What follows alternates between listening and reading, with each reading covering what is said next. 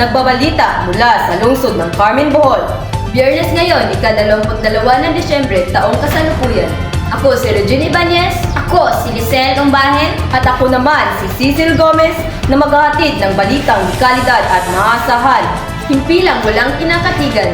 Mata ng bayan, boses ng katotohanan. Ito ang STS News Report. Narito ang mga nangunguna sa balita. Ang papel ng Artificial Intelligence sa lipunan, pag-unlad o panganib. Ang epekto ng online learning sa edukasyon, pagbabago o kakulangan. Climate change, pagbabago ng panahon, pagbabago ng buhay.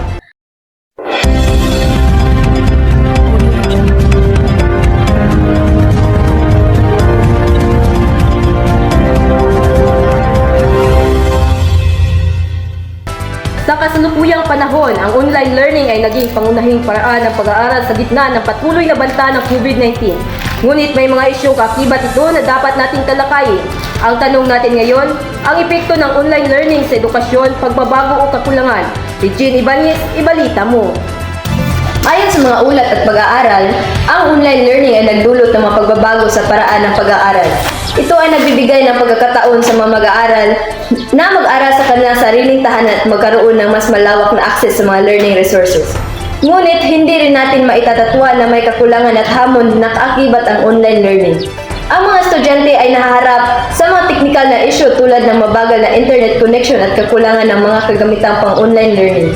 Mayroon ding mga mag-aaral na nahihirapang mag-adjust sa online setup at nawawala na interaktibong pagtuturo sa kanilang mga nakasanayan sa traditional na classroom setting. Ang kakulangan ng personal na interaksyon at sosyalisasyon ay maaaring makaapekto sa pag-unlad ng interpersonal na kasanayan at pagkakaroon ng malalim na ugnayan sa kapwa mag-aaral at guro. Subalit, hindi rin natin dapat kalimutan na ang online learning ay nagdudulot ng oportunidad at pag-unlad. Ito ay nagbibigay ng pagkakataon sa mga mag-aaral na makaranas ng iba't ibang learning experiences at magamit ang mga teknolohiya sa pagpapaunlad ng kanilang mga kakayahan. Ako si Regine Ibanez mula sa STS News Report. Balik sa iyo, Cecil. Maraming salamat, Regine Ibanez. Huwag po nating kalimutan na ang edukasyon ay mahalaga at patuloy na nagbabago. Ngayon naman, ating pag-usapan ang tungkol sa papel ng Artificial Intelligence o AI sa ating lipunan.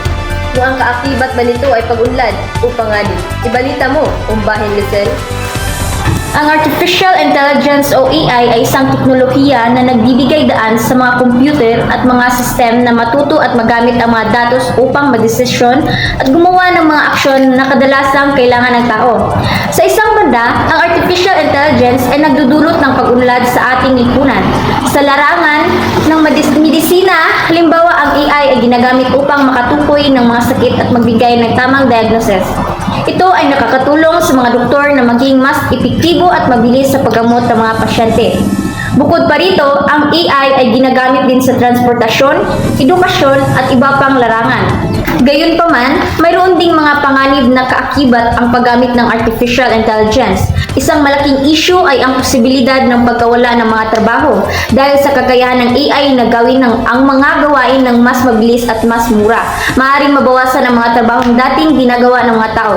Ito ay maaaring magdulot ng kawalan ng kabuhayan para sa ilan. Ngunit, hindi natin dapat katakutan ang pag-unlad ng AI. Sa halip, dapat nating tignan ito bilang isang oportunidad. Ang paggamit ng AI ay maaaring magdulot ng mas malaking produktibidad at pag-unlad sa mga industriya. Ito ay maaaring magbukas ng mga bagong trabaho at oportunidad para sa ating mga mamamayan. Ako si Lisel Umbahen mula sa STS News Report. Balik sa iyo, Regine. Maraming salamat, Umbahen Lisel. Dapat nating tandaan na bilang mga mamamayan, mahalaga na maging maingat at mapanuri sa paggamit ng Artificial Intelligence. Dapat nating siguraduhin na ang paggamit nito ay para sa kabutihan ng lahat at hindi magdudulot ng pinsala o pang-aabuso sa ating kapwa. Sa kasalukuyan, ang climate change ay isang malaking hamon na kinakaharap ng ating mundo. Nakakaranas tayo ng mga epektong tulad ng pagtaas ng temperatura, pagbabago sa klima, pagkasira ng mga ekosistema at pagtaas ng kalamidad tulad ng bagyo at tagtuyot. Ibalita mo, Gomez Cecil. Ang climate change ay isang malubhang isyu na kinakaharap ng ating mundo ngayon.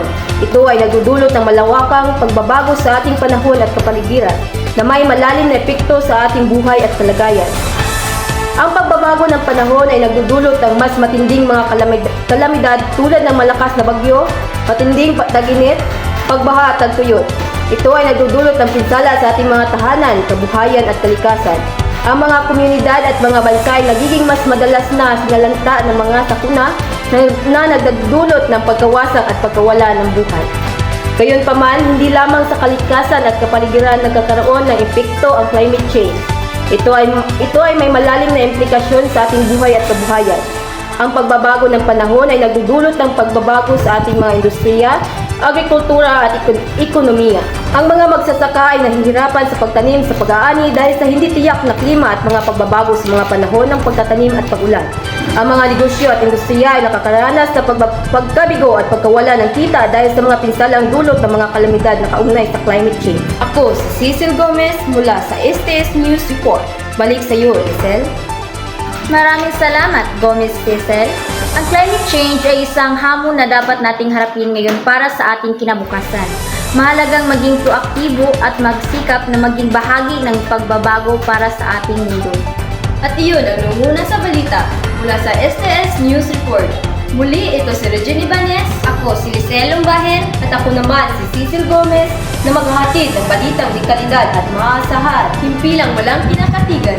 Mata ng bayan, boses ng katotohanan. Ito ang STS News Report.